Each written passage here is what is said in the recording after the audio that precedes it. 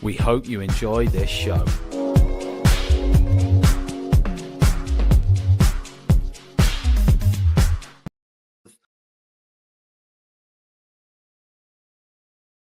Outstanding and world-class vision and world-class this. I'm a real leadership geek, honestly. I've spent my whole career reading books and chatting to people. I just find the whole thing and the announcement, the way it's been announced, bizarre. If you could move away from a model where teachers are so intensely focused.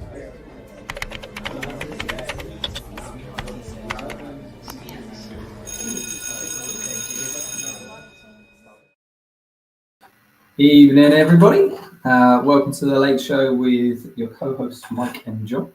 And we've got the fantastic Matthew Wemyss joining us. So if you can, Matthew, if you can join us, if you just let us introduce yourself to everyone that's watching. Yeah, hi, I'm Matthew Wemyss. I'm the Assistant School Director at the Cambridge School of Bucharest. My main job is teaching and learning, but over the last few years, AI has become an integral part of that, and just sharing the journey I've been on at my school with others and just chatting to people about AI on the side, really, most of the time, and just trying to learn and share and try to get to grips with this and how that feeds back into my actual job, which is teaching and learning in the secondary.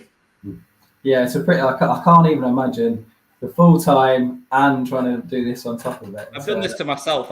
Sometimes I say, when I'm staring at LinkedIn, seeing some for like the fifth hour, and going like, I just can't take any more AI news. I'm like, I did this to myself. Yeah, I've got holding myself. So the plan is we'll go through all some of the risks, and that's what we're going to flesh out and learn for ourselves, like what could be some of the biggest risks. Before we get started, we'll just introduce some of our ads, the people that give us the show. So we've got Passionate Learning is one of the really important ones for us. This show is brought to you with the publishers and the professors of development books and resources that support great teaching and learning. So a fantastic resource, and you can basically visit the show. Visit the website Passionate Learning. I've got to be careful what I say. And then we've got the Chalk and Talk podcast. I'll let you take that one, John. So, I mean, if you are looking for another great education podcast, then it's definitely worth listening to. Check out that Chalk and Talk with Alice Stock. She's a passionate advocate for evidence-based maths education for students of all ages. And on her podcast, she talks about everything from effective teaching methods to how-to guides for teaching maths to tips for evaluating research shows and claims. She brings top-notch guests, educators, researchers, policymakers, and discusses issues that directly impact teachers and students. So Talk and Talk is for anyone interested in education. Find it wherever you get your podcasts from. I do love a good podcast. You can't go wrong with a good podcast. We got our last ones, AQA. I think everyone's done that. Where obviously AQA, I know the teachers are the real experts in the classroom. They really try and work closely with all the teachers, combining insights, assessments, tools, training, guidance, and hopefully generally making a difference in the assessment organisation. And as we head into a new school year, which we're getting there, we're getting slowly through it, almost halfway through, it focuses on helping us feel supported and ready. So find out a little bit more and visit the website where you can get all that information. So on to our first question. So I suppose our big one today was really thinking about what do you think is the big thing that's driving the need, that what we've got in terms of risks and why we need an AI policy. That's our really big thing. I really want to know from today's show more than anything. There's two things coming at once, really. You've got the number of use cases for teachers growing and the tools more and more tools being available. So if you've got something like the new Gemini workspace in a school, suddenly you've got all these extra tools, or if you are kind of a higher education institution doing something like the ChatGPT Edu, or you've got to sign a contract with one of the many wrapper apps out there, suddenly there's more and more tools. You've got people like myself sharing ways you can use these tools online with all good intentions and going like, oh yeah, you could do this with this tool, or you could do this with this tool. You can create like audio transcripts, you can make videos, you can do X, Y, Z. And then you've also got, on the other side, the bubbling up of legislation and guidance coming from the DFE. Ofsted are mentioning things about oversight. You've got the EU AI Act. You've got all the regulations all popping up all over the world. So you've got to get a grip on keen educators doing things in the classroom who aren't GDPR experts, who have probably just done the basic of data management training, where most previous edtech tools, they'd come with a stamp. What were they doing? Generating a quiz that you did multiple choice. They weren't doing anything like crazy with that data. They might have tracked how many points a kid got wrong on last Tuesday, but they didn't take that information and make an informed leap based on what that kid needed to do next and that kind of choice. So you need to kind of be aware of the data, and just kind of the laws that are coming down on you, and what can be the negative side if your teachers haven't got the bare minimum training of, number one, how to use it properly and safely in the same breath. I think my take is trying to get a bit of an idea about what's the worst case scenario. Have you heard of any worst case scenario? I've heard of loads in America. America. If you look on, they're all American news. I don't know if that's because we're just more cautious over here in this continent. But I think, this the deep fakes and stuff like that has come out of America. I think there was some stuff in Spain about that, but nothing in terms of data and usage. I've not heard anything huge from Europe or the UK or anything that's happened that's massively scandalous. I know there was that marking. No, there's stuff about plagiarism checking and things like that. There's been a few news announcements like that, but they've always kind of gone the way of the school, which I'm kind of anti plagiarism checking anyway. But I don't think there's been anything massively headline, but I think you've got, like you had with GDPR, when something in the EU for over in where I'm in Romania comes into place. If you aren't labeling things correctly, if you aren't doing the correct paperwork, if you aren't being upfront and transparent, you can face fines like 7.5 to 15 million. I don't think schools are going to be doing anything that's prohibited. Like, they're not going to be doing anything that's like the top end of the fines. But if there was ever an incentive to find out what your teachers were doing, I think 15 million euros could be it. Yeah. So what are you actually seeing in schools in your context, and what are you hearing from colleagues over in the UK in terms of things going in? Is this happening?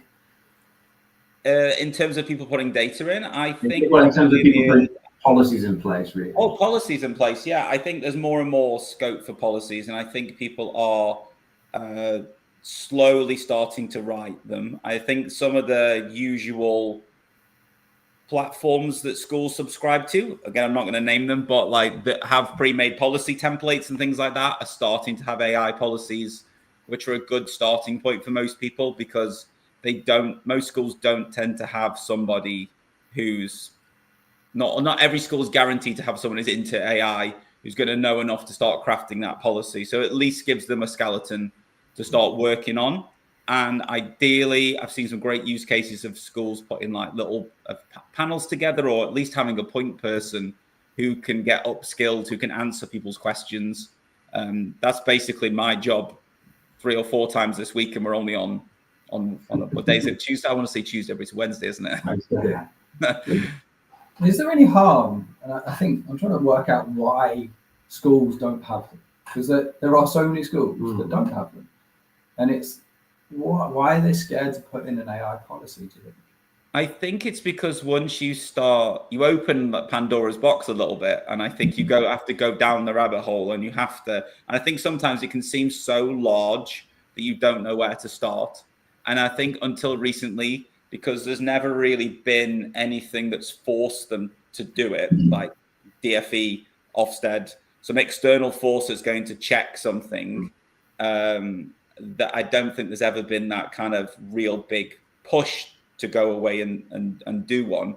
There's not been an external driving force, and it's sad that that's the way. But I think you can't guarantee in every single school in the world that has got someone who's using AI. You've got maybe staff who are leading the schools who don't particularly enjoy technology themselves or haven't really got an ed tech policy or a digital strategy to begin with. So suddenly throwing AI in the mix of that suddenly becomes maybe a bit too much. Like you haven't got one end sorted, and now you're asking me to figure out this whole extra layer, which can make things a lot more complicated.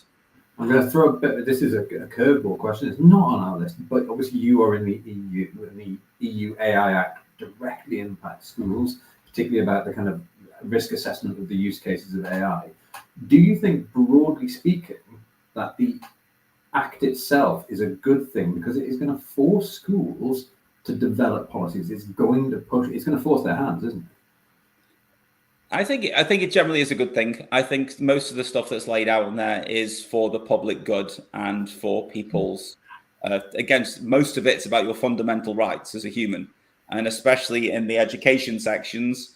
Is there going to be something like is going to like almost job screen applicants when they're coming to the school to say if they can and can't get in?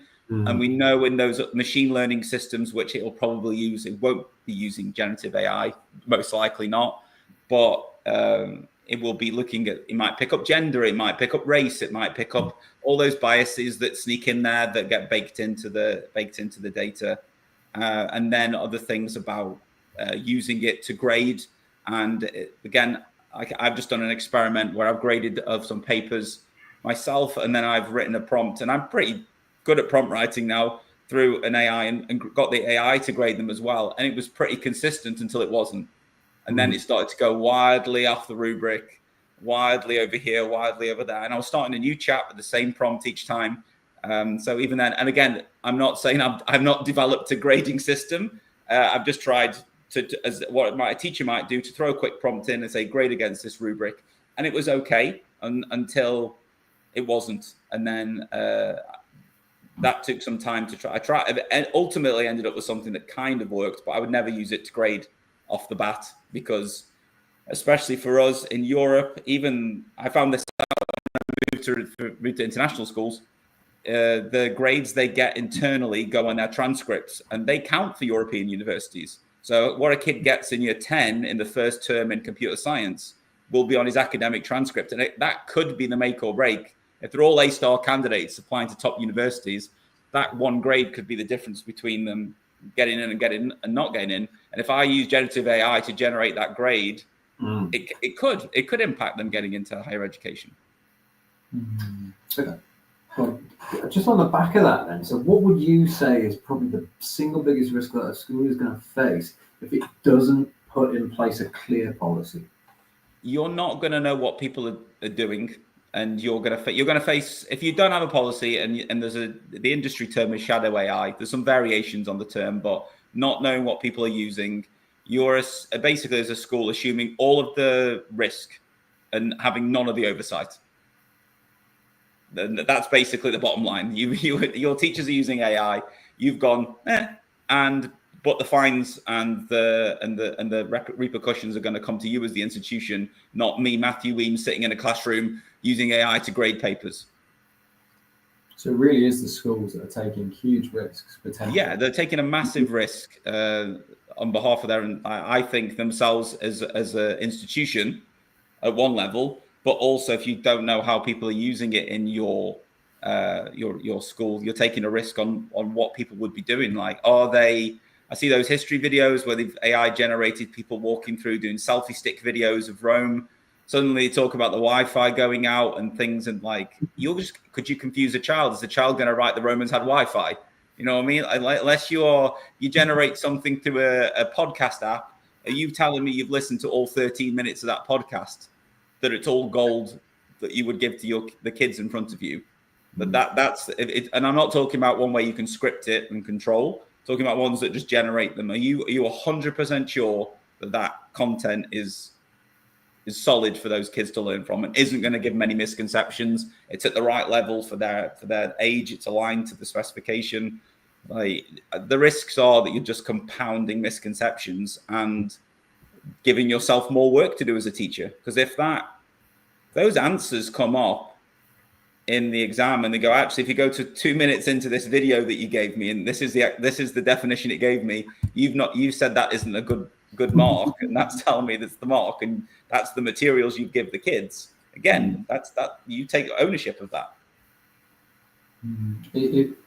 It raises a really big point around some of these things, because you can click a button and create something very, very easily. It's the speed of it as well. Yeah, the game more and more speedy, and that's the world we live in. Everyone wants everything in 30 seconds. But I think that if you're gonna generate something, you are taking ownership of it. I think that's the training we've done. If you generate a worksheet through a tool and you put those questions in front of the kids, and there is mistakes, you as the human bear responsibility. Going, oh, it's ChatGPT.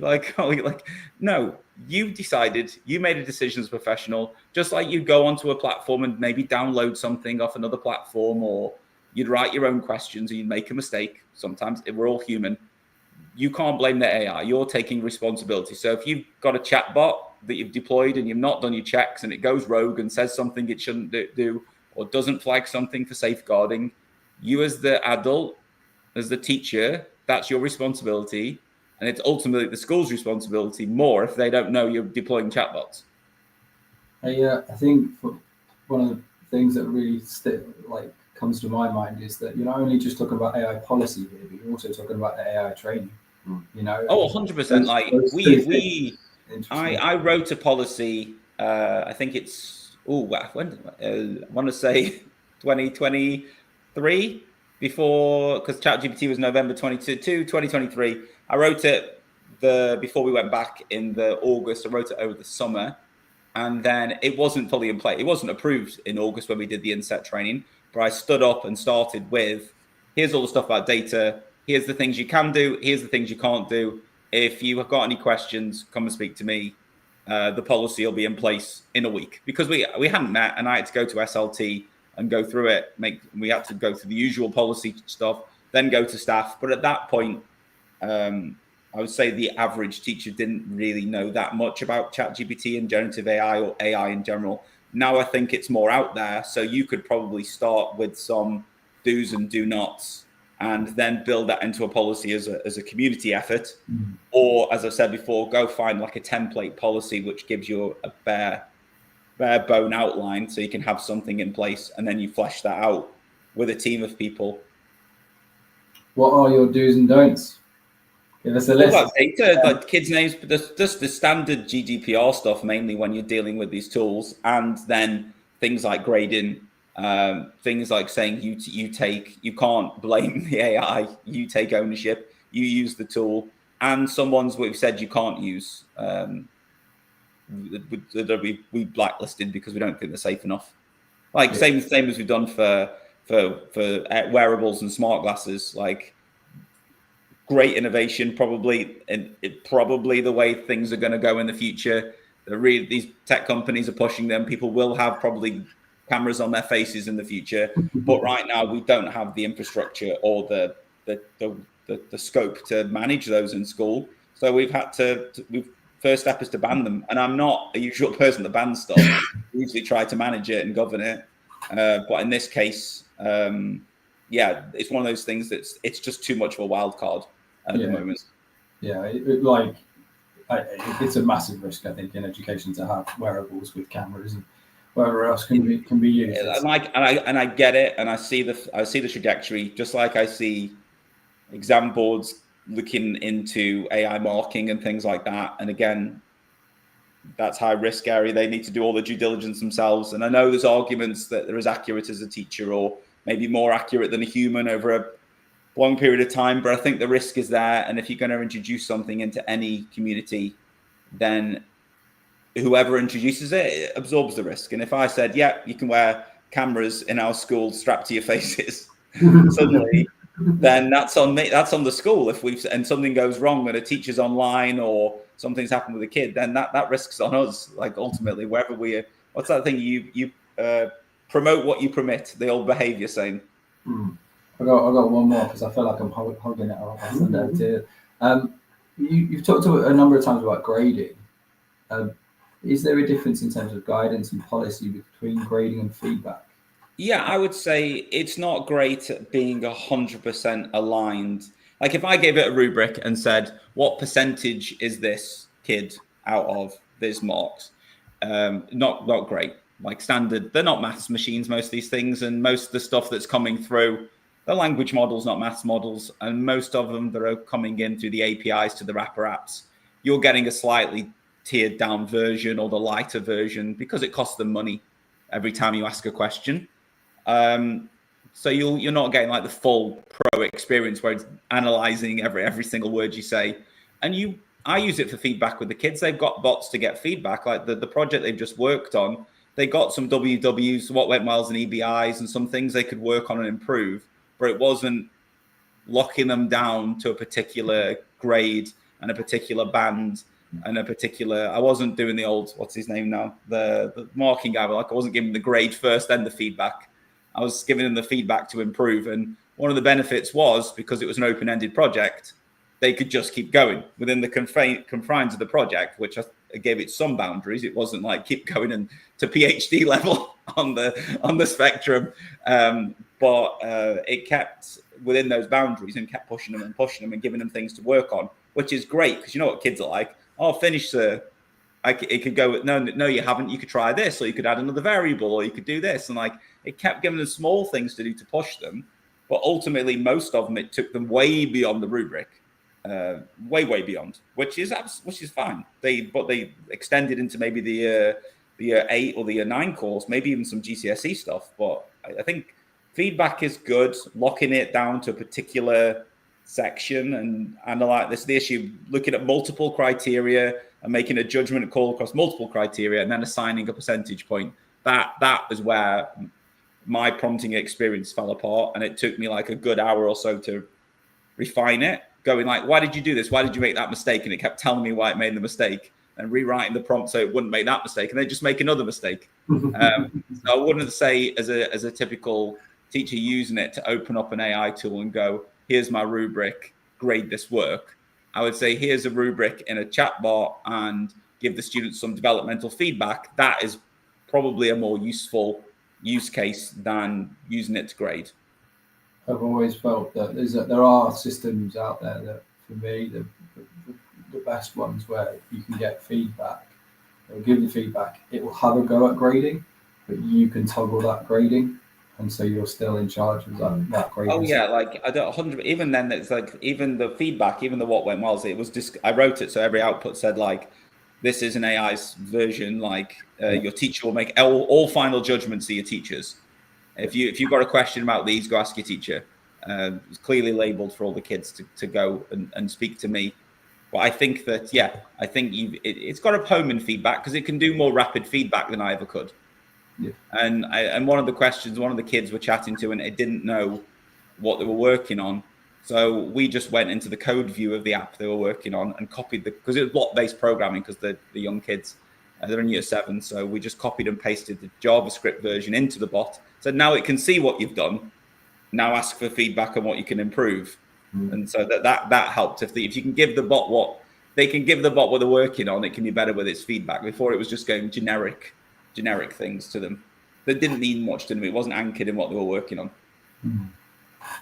So, I mean, there's a lot to kind of process there. There's lots of like pros and cons. How do you balance encouraging responsible use? And I'll break this into 2 sections. How do you encourage balancing responsible use for teachers without scaring the daylights out of them?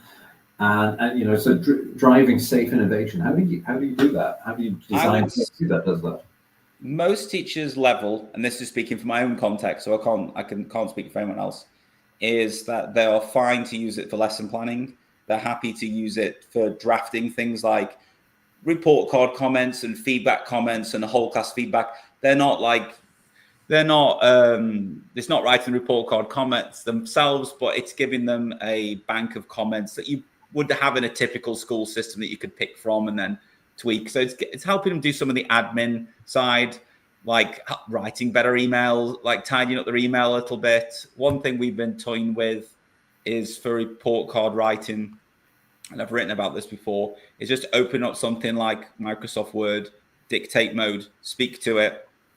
you just talk. And I've been doing this with my marking for my classes. I just talk, look at their code, talk, and then say, can you tidy this up into a what went well EBI? That's the way my school gives feedback. And that's not going to give you the middle of the road or whatever it's called, AI slop kind of answer. It's going to give you your voice as a teacher tidied up. So anything we can do about that, about teacher voice and context and getting that information into the prompts they're writing to really personalize it, that's kind of where we're going. But I would say I'm one of the few teachers, there's one in science maybe, and potentially one in English that might use something like a chatbot that's in front of students. And I've been experimenting with 2 years, and I still feel like I'm learning something and still trying to get it right.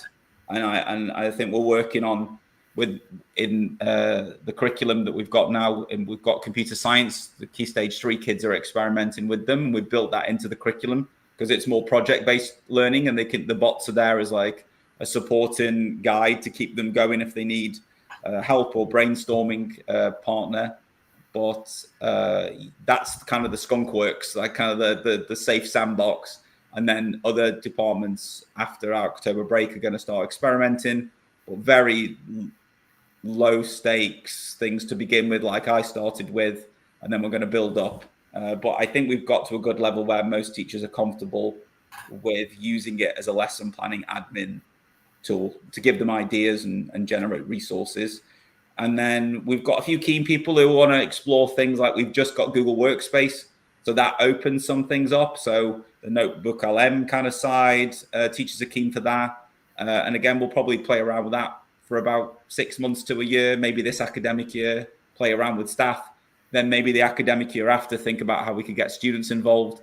Maybe towards exam season, years 12 and 13, we might give them Notebook LM, but that's a conversation, the very early conversation stages we're having with around SLT at the moment. And that's like a huge maybe. Most likely we might roll things like that out next academic year. So it's always been phased. Like I tend to be the one that sprints a little bit ahead and learns a little bit more. And then I kind of go like, okay, how can I make other people, where am I at now? And how can we do that? Knowing that teachers' lives are already busy and our only insets can't be about AI.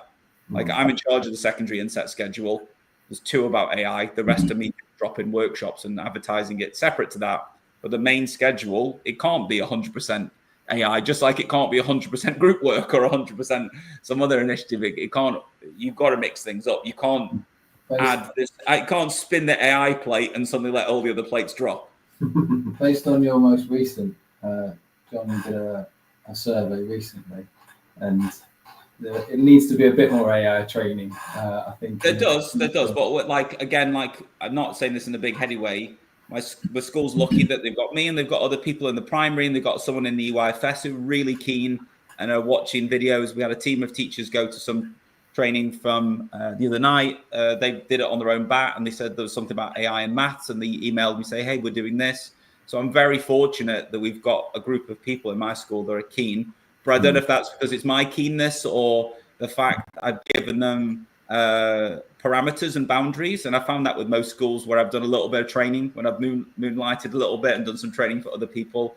I think as soon as they know what's safe and what you can and can't do, that gives you the scope to play around there to begin with. And I think that's helped with other schools as well. And I think, and I get called into, people call me in all the time, like, we're doing our history assessment. We're going to give them Canva. What AI features does Canva have? And I'm like, no, don't worry.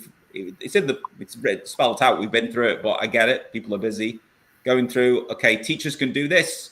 Students can generate images. If they're at this age, only teachers can generate text and going through the features. And then, if you're going to do this at home with them, project at home, what do we need to build in about reflection to prove that there is their work in this project?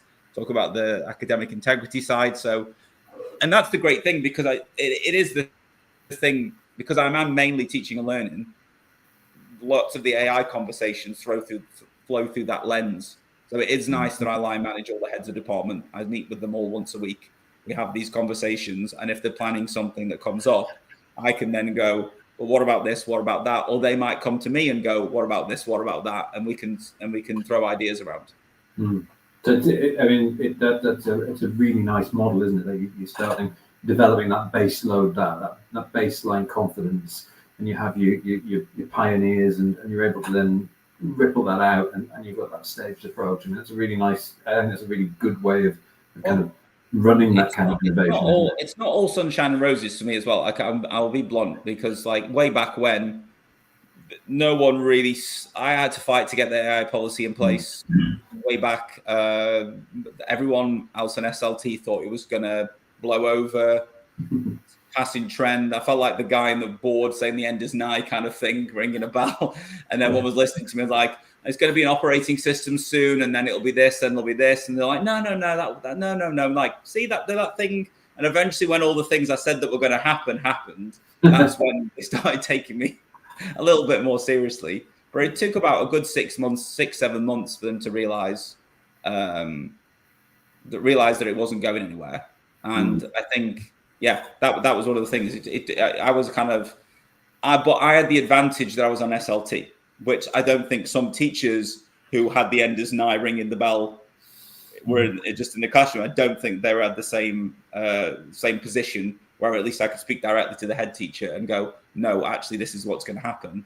And then when it comes back, I could actually, because we have a good relationship, and go, I told you so. Like, can we do something now? Aren't you lucky we've got an AI policy? Aren't you lucky I trained the staff? That kind of stuff. But yeah, I think there's some other people that aren't in as much of a position that I was in. What advice would you give to people in that situation? You're the lone voice in the classroom. What would you say? I think you've got more scope now. You've got guidance from the DFE if you're in the UK. And pretty much all countries in the world are either drafting some legislation or there is legislation in place. There is more and more of things you can pull on to make SLT, if they're not listening, take it more seriously. And I know from just general vibes online and people I speak to, and I've got lots of family and friends in education in the UK, more multi-academy trusts, more schools are taking this seriously. People reach out to me all the time and ask me, like, can you have a quick peek at our AI policy and things like that. So I think it's trickling up, but it's like, even then sometimes it's like, oh, but it's not been written by anyone in SLT, and like, I'm doing this on my own, and I get it. And I think you just got to be persistent. And I just think you've got to do it in, like with everything we do in education. And I know this is going to sound a bit trite. We've got to do it with good faith and like with good vibes, really, because we're doing this for the good of the kids mainly. Everything I do about AI and the training, every bit of training I do with staff, every bit of advice I give online or anything like that, it's all for the kids who are being educated right now. It's not for me. Like it's like, I'm an old man in the grand scheme of things. Like it's for them, and we've got to protect them, and we've got to protect them from things we might do wrong innocently. This is slightly away from the topic a little bit, but it still embeds in terms of if your school is slightly further ahead and you're teaching and learning, and this is what I really like about your focus, what you're talking about is AI to help improve. And can be so much negativity sometimes around it and fear-mongering that AI is not going to help improve teaching and learning. What do you think is better about the use of AI to help students improve their learning in your school? Mainly, it's what the teacher can do. As I've said, there's very few teachers who are using chatbots. So they're not, that AI in the classroom thing is usually AI in the classrooms, in like there's an adult working with AI. Lots of that on personalization. And again, we've been talking about context and things like that. So actually just talking into, again, I'm going to use Word as an example, talking into Word and going like, I've got a class, I'm teaching this topic. There's a kid who missed last lesson. He's been away for a week. He doesn't know this. This kid knows this. I've got these many gifted and talented kids. These kids would send, just giving all that information, and or even giving your own resources plus that information and saying, what would you do differently? Or ask it to be a critic, or asking it for retrieval practice questions. That's where I started. I need 5 retrieval practice questions. Give me 20 and I'm going to select. Or align that to Bloom's taxonomy or solo taxonomy or whatever your school's using. And I think it can really help with resource creation. I know that's kind of low hanging fruit, but it's where you might spend a lot of your time as a teacher. And me as a computer science teacher, coming up with all the real world scenarios for coding tasks. It was taking so much time because then I have to go and code and test them. I can come up with quite reliable real world programming tasks, or I've just taught these kids these skills. Can you give me some set of tasks that they can do? Now my tasks on Teams for my year 13s are give them 3 options they can pick from, and then tell them they can do their own if they like. But make it clear what the skills are, make it clear what the success criteria are. And yeah, it's take me hours to create a real world problem, and one is now taking me 2 minutes to generate 3 plus an open-ended task for the students to do as well.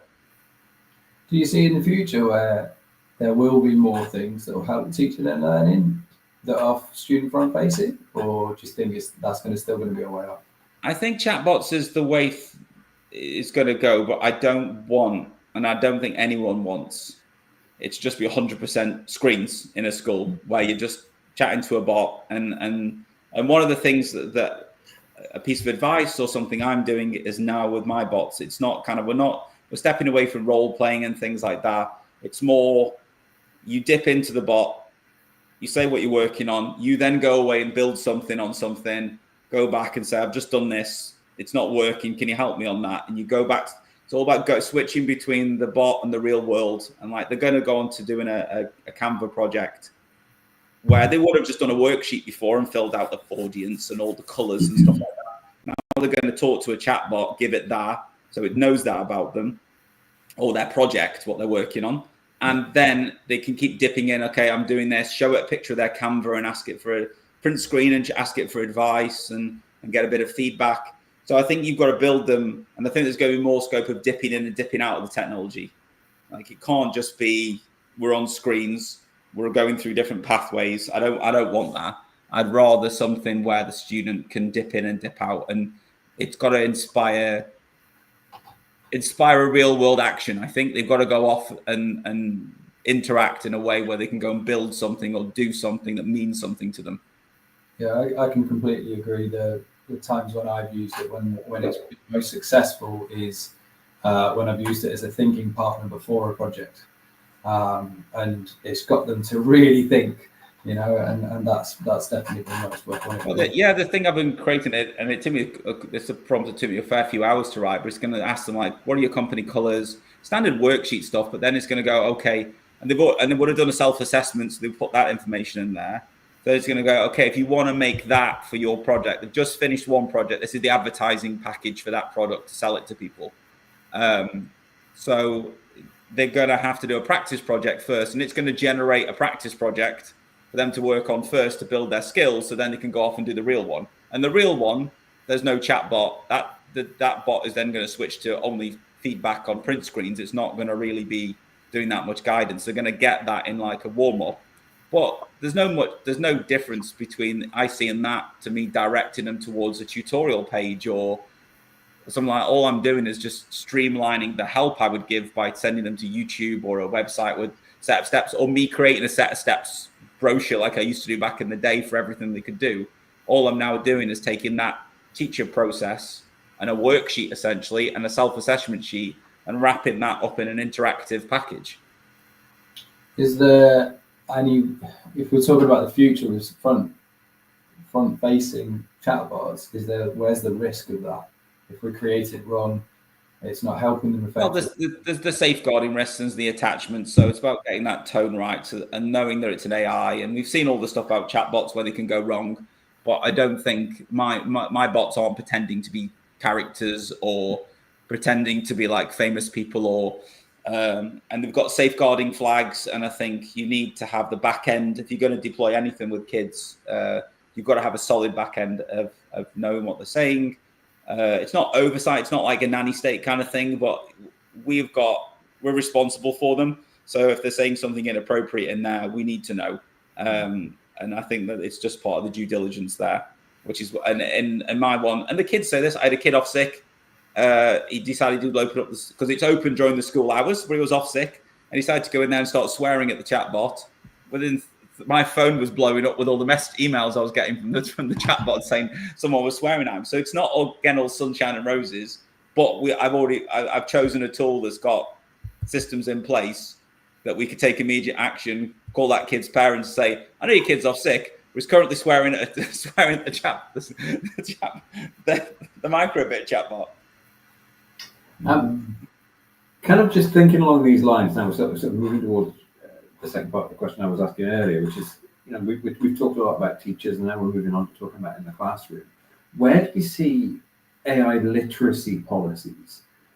Do you think that this is something that should be a discrete strand where students are taught explicitly about things like how models work, all the different forms of AI? Is this something that we should be blending into curriculum, and that subject areas should look at their own specific context and teach AI through that? Or should it be a blended model? And how can we facilitate that? This is the trickiest one, to be honest, because the easiest place to do it is you roll it into something like computer science or PSHE. And I'm going to be blunt, that's what we've done because it's easy. We are training staff up to be able to have we've done stuff with teachers from the beginning and training them up to be aware of what AI is and AI isn't, what generative AI is, what machine learning is, more about every time we introduce a new tool, we do literacy with the staff so then they can talk about it with the students.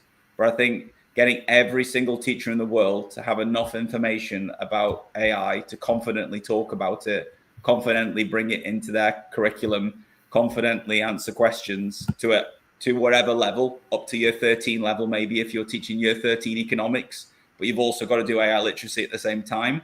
I think it's a tricky one, and I think it's going to take a lot of effort in teacher training. And I think it would be fantastic if it was across and it was hybrid and it was in the curriculum. But I think schools need to start somewhere. And unfortunately, if I know the pecking order of subjects, I know computer science is as important as English, maths, and science, the English, maths, and sciences. So I know that probably I can be more flexible with my curriculum. PSHE seems to just be the endless elastic band subject where you can do anything. There's assemblies that you can start with, but I think it's better to do something, have an assembly about deep fakes. It's better to do something than nothing. Have a conversation with students, have a PSHE session about using AI and maybe that MIT study for all its flaws and how it was, all the hyperbole around it, but at least having a conversation about it rather than not having a conversation. You've got to start somewhere. But I think it's like with most things, you've got to have a complete overhaul of how you train history teachers if you want them to also teach AI literacy, and how you train English teachers if you want to teach it. That's got to come up. And as I said, the pressures of a school and inset time, that's a year to train everyone up in AI literacy. Like, that's a year gone. That's your only priority for the school. But have you got an extracurricular thing you're trying to do? We're trying to open 2 new buildings at the moment. Like, there's things going on. Yeah, there's always things moving a lot. I think I think it's better to do something than nothing. So taking a first step and doing it where you can and building up over time is better than doing nothing. An assembly on deep fakes, that's step 1, done. Assembly on what will happen. We did one, was like, John wrote my essay for me.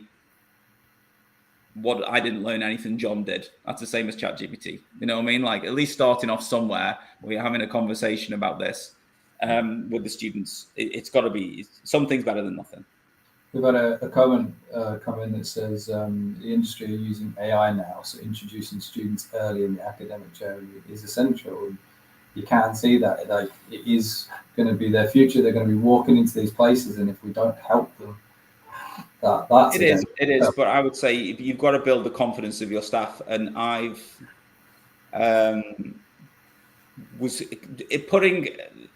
using a chatbot in the classroom for the first time with students was terrifying for me. And I don't need to put that people off. It was just like, this is completely new practice that I've never done before in my 16 years.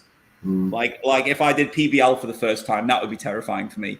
Or if I did gamification for the first time ever, like, that would be terrifying for me. I'm saying it was a big leap for me. It was a brand new piece of practice. And I think that you've got to have a lot of comfort, and you need to be able to take that risk. and it needs to be a safe risk as much as things are in school. Like you've got the right package, you've got the right training, you've got the right tools. But I think, that first thing, I was nervous. Yeah, maybe I'll backtrack on terrifying. I was nervous. I don't want to put people off completely, but I would be nervous if I did anything for the first time. First time I stood up and taught a class, my legs were shaking back when I was doing my PGC. Doing anything for the first time is nerve-wracking, but it's had massive benefits. And you've got to have someone who's leading the charge, who can try things and they not go well and I'm lucky to have fantastic students in computer science. I mainly spent a few years working with just years 12 and 13 with chatbots who are older. It can give me open, honest feedback, almost as adults back to me of what's working and what's not. And now, after 2 years, they're in Key Stage 3, just in computer science to begin with. But based on the experimentation and finding out what works and what doesn't work. I think that's really interesting, that point that you just raised there. There's two things to that. Number one, you've got to have staff who can. And as you said, that's not likely to be your English or your maths GCSE staff, is it? Because let's face it, they've got job one. Get those results, and particularly if you're in those core subjects in the UK, that's what your Progress 8 measures, that's what your Attainment 8 measures are held on to. And I get it as well. If something's working, why throw the baby out with the bathwater and chuck a chatbot in there if your worksheets have been working? And I'm not defending a worksheet. I get the pressure as a teacher, because I've only for years, it's the first time I've taught year 7 for a long time, but only teaching years 11, 12 and 13. There is a pressure that comes with that as a teacher. I know all teachers at any ages have that, but the exam board years, that is a phenomenal amount of pressure to have on you, and you want to do things you know are going to work, and sometimes you don't want to deviate and try new practice. Even if it was something like problem-based learning, you don't want to deviate because you know you've got a limited number of weeks, especially in international. The AS, I've got something like 20 weeks or something like that to do the AS course before they go off on study leave. Like I've got 2 terms, like 2 11-week terms or something like that I have, and then they're off. Maybe something like 25 weeks, but 25 weeks to the entire course. Like I've got to go at breakneck speed. Wow, I'm impressed to get through it. Yeah, because everything takes place like a month earlier than the UK, so you've got to work faster. You've got to get them up to speed. IGCSE is fine because you've got a year and a half almost to spread it out. But the AS course is tricky. First time I taught that, pacing it out was difficult. But I found now I can build in tutors that go along with it. So when we finish a topic, at the end of each week, we've got a topic specific chatbot. And at the end of that week, they go, okay, we've just done lessons with Mr. Matthew. Friday afternoon, they've got 20 minutes of coaching. Okay, I didn't understand this. Like, explain that to me. And we just do it at the end of the week. What didn't you get? What did you get? At the end of the theory sections, where they just have 20 minutes one-to-one. You ask wherever you want to ask about something you didn't get. And it's that bot is basically built on the principles of instruction, Rosenshine's principles of instruction. So it just asks them what they know and slowly just works up with them on certain questions. So that works. That's another good use case where it's just 20 minutes, just a short, sharp 20 minutes. Okay, I've finished teaching. You've now got a one-to-one, almost tutoring with me in the room still to go through anything you didn't get this week or you want help with, or I'm helping somebody so you can go over there. Like I've got a class of 27, 28 year 7s who were all working on individual programs because that's what I set the bot up to do. They're all doing 28 different things. So me coming over and reading their code, like it's to read it and then understand and then where are you at and what are you trying to do, and then 10 minutes could go by for another student. With a chat bot, they could copy their code in and they could keep working. That's where it started for me, that bot, identifying that bottleneck in my computer science classes. And that was the programming piece is the biggest win for me, where kids get stuck and they need the teacher feedback immediately to go, but they can't literally go forward. They've tried it, like when they're up to the wall stuck, that's when they use the AI. And I think, and then that tutoring is something that's really helped recently as well. Yeah, I love that. I love the you get to the end of it and you have that opportunity to just make sure that they understand it's there. when you come across a topic and really embed their learning, isn't it? Really. And yeah, and it's not teaching. I tried AI chatbots to teach them, and it just didn't work. Like they weren't interested. Yeah. But one of the things I've been looking at is my one of my year 7 classes collectively have had 1,000 interactions with the chatbot in 6 lessons. So that's back and forth. And would I think a post about this today, would I have been able to ask, one kid asked 244 questions. Like, would have I as a teacher with like 45-minute classes, 28 kids, introduction, plenary starter, learning objectives, teaching part, roughly about 15 to 20 seconds per kid, would have I been able to ask that kid 244 questions in 6 45-minute lessons and answered them? No way. No, But, if you sit next to them? No. But did they need help at the beginning? And I can see one of the comments, I've got the comments thing open for some reason. It's about them teaching us. And like, they're the same as the teachers. They think it's Google. They type, I need a lesson plan on XYZ. Boom.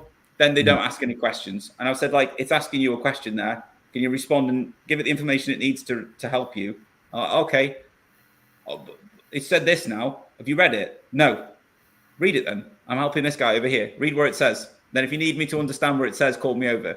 But they're used to just getting TikTok, or they're used to just getting like final product, move on to the next thing, or here's the text, that's it. That's the only thing it can be. So I think teaching them how they can push it forward as well, and how they can interact with AI, because most of them, if they are using chatbots, they're using it as a one shot, or if they're using it in a bad way, they're going onto a character website or something like that.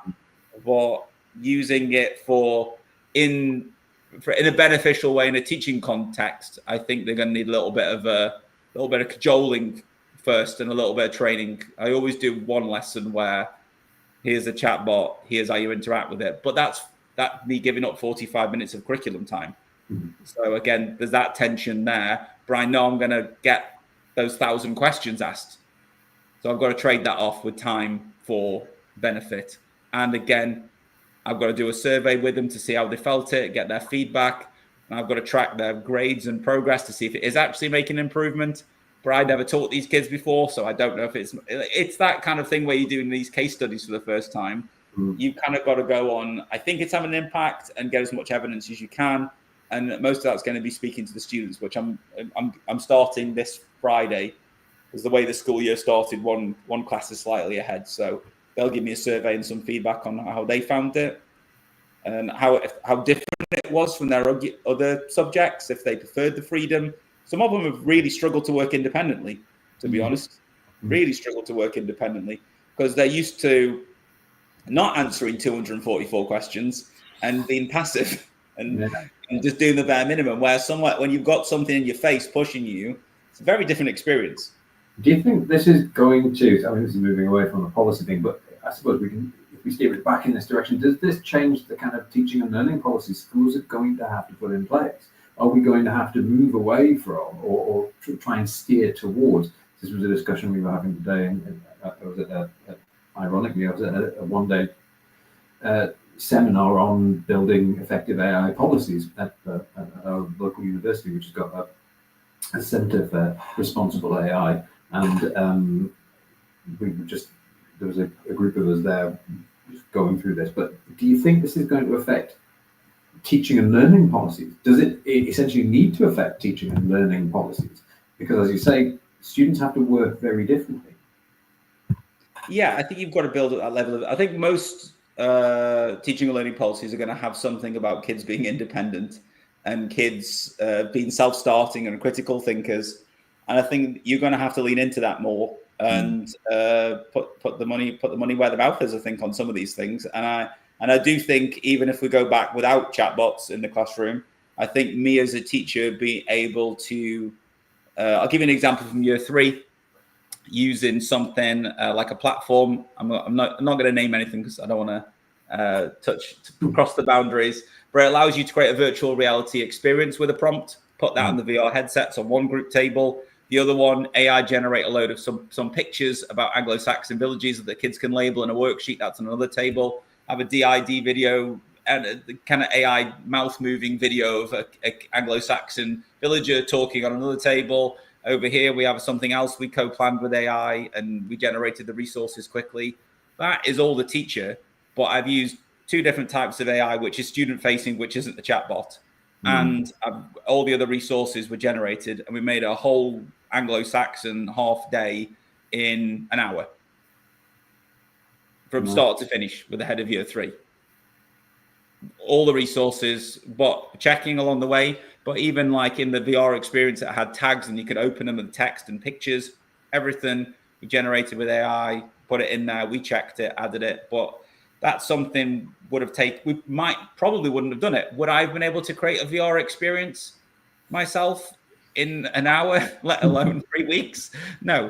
So I think it's going to open up the avenues of things we can do.